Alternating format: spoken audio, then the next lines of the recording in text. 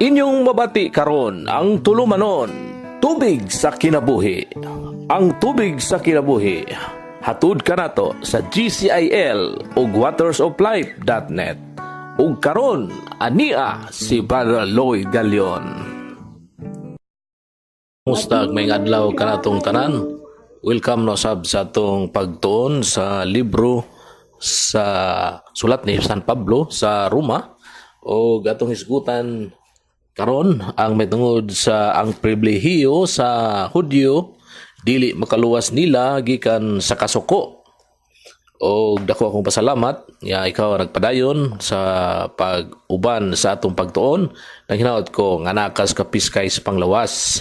O dako akong kalipay nga ikaw nagpadayon sa atong panag-uban. Atong basahon ang kasulatan sa Roma 2 ngadto na sa unahan. Roma 2:5 ngadto sa 6 og ambak pagita ngadto sa kapitulo 3 1 ngadto sa 5. Mao kini ang giingon sa Biblia, apan gahi kag ulo busa gihimo mo ang kaugalingon mong silot nga labi pang dako. Unya sa adlaw nga ipadayag ang kasuko og matarong nga hukom sa Dios. Kay gantihan sa Dios ang tagsa-tagsa sumala sa iyang binuhatan. Nakabintaha ba ang mga Hudyo sa mga dili Hudyo? May kapuslanan ba ang pagkatinuli? Daghan una sa tanan gipiyal sa Dios ang iyang mensahe ngadto sa mga Hudyo. Unya may anaa kun pipila kanila wala magmatinud-anon. Nagpasabot ba kini nga tungod kay wala sila magtuman ang Dios dili usab motuman sa iyang saad? Wala. Magpabilin nga matinud-anon ang Dios bisan sa pagkabakakon sa tanang tao. Sumala sa kasulatan, sa tanan mong gisulti gipakita mo ang imong katarong ug mudaog ka sa dihang hukman ka. Apan kung ang atong pagkadautan magpadayag hinuon sa katarong sa Dios, moingon ba kita nga dili matarong ang Dios sa iyang pagsilot kanato? Gisulti ko kini ingon nga tao. Mao kini ang pulong o atong isa-isay maigsoon ang mabuti pasabot niini. Sa wala pa magsulat si Pablo sa iyang sulat ngadto sa simbahan sa Roma, dunay pipila ka mga pangutana sa ilang mga miyembro. Ang mga magtotoo nga hintil nga wala maglakaw kun wala maglantaw sa mga Hudyo isip labaw nga gihatagan og pribilehiyo o gipasidunggan busa niini nahimuot sila human si Pablo nagkonfirma pinaagi sa iyang sulat nga ang balaod o pagtuli magkundina sa katawhan sa daang kasabutan. Sa laing bahin ang mga Kristiyanong Hudyo ang kaliwat kinsa migulit sa balaod ug nagduha-duha nga ang katarong maangkon pinagi sa pagtuo. Sila wala nahimuot sa gitinaw ni Pablo kay nabuak niya ang ilang pribilehiyo sa balaod ug sa pakigsaad. Si Pablo sayod sa nagkadaiyang batasan pinaagi sa iyang pagsangyaw sa laing dapit o kini iyang gibutang ang mga pangutana sa iyang sulat ngadto sa Roma. Iyang gituhuan nga adunay musulti kaniya, insakto ka Pablo, ang mga Hudyo dili labaw kay kanamo. Ug uban pang pahiyom, ug uban ang pahiyom mitubag si Pablo kanila, pinangga kung igsoon sayop ka.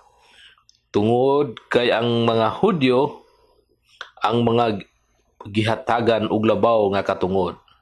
Dili tungod sa ilang kaliwatan ni sa ilang pagkamaalamon ni sa ilang nasod nga nahimo na lamang abog ug nahimo na lamang abog ug abo. Ang ilang pribilehiyo mawang pulong sa Dios nga nabutang sa ilang mga kamot. Kini nga padayag magpabilin sa ilang garbo o responsibilidad hangtod sa hangturan. Busa nag-andam na usab si Pablo sa laing masupakong ug mingon apan sila dili matinud-anon sa pagsunod sa balaod ug sa kasabutan.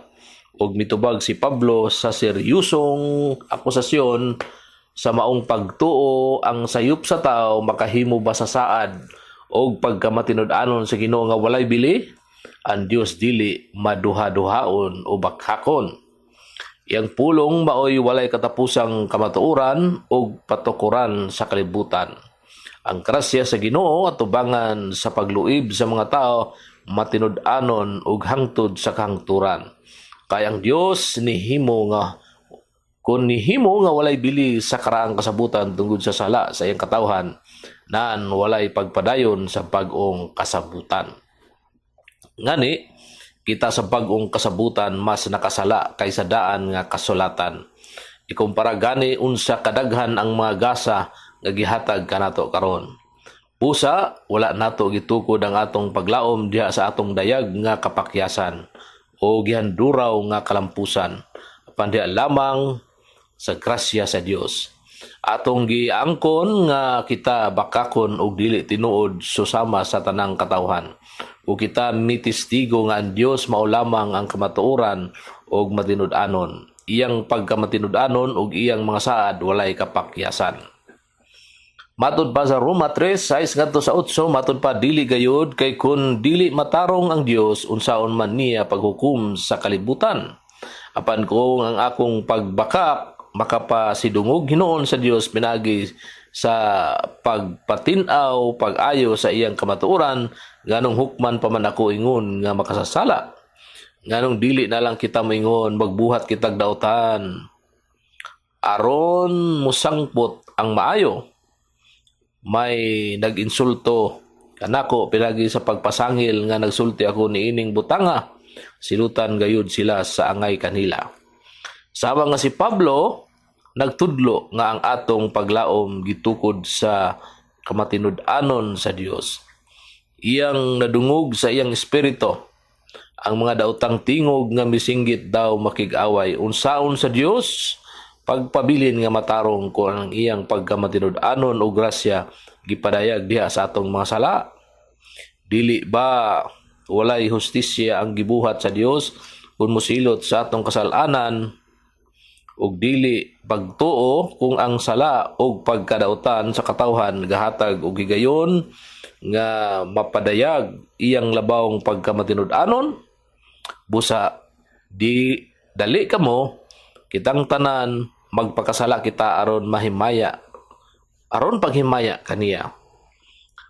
Si Pablo wala nagpakahilom sa maong seryoso nga akusasyon apan iyang giklaro o gipalalom pinagi sa iyang pagtubag o iyang giklaro nga wala niya gihimo kini nga tubag tungod kay apostolisya kun dili isip yanong tao. Siya nagkanayon tinuod kung ang pagkamatinud-anon sa Dios gipadayag pinagi sa atong pagkamakasasala, dili kini makaangayon sa Dios nga mahimong hukom sa kalibutan ug ang atong pagpamakak gasuporta sa iyang kamatuoran wala siya'y katungod sa paghukom sa kalibutan. Busa tin-aw nga mas maayo alang kanato nga makasala alang sa pagdaig sa maayo. Si Pablo wala mihatag sa nining mga negatibong diskusyon o tubag sa orihinal nga pangutana apan iyang giklaro nga ang daotang espiritu sa mga tig pangutana mao'y nagdala niining tanang lalis gikan sa iyang mga kaaway.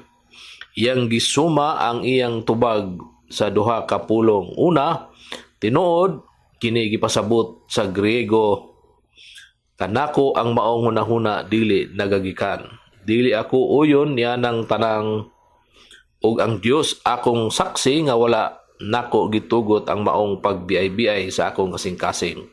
Ikaduha, iyang gisulti nga ang paghukom sa Dios matagak niadtong mga gabiay-biay ug dili sila makaiskapo sa iyang kasuko kay iya silang dauton sa di madugay.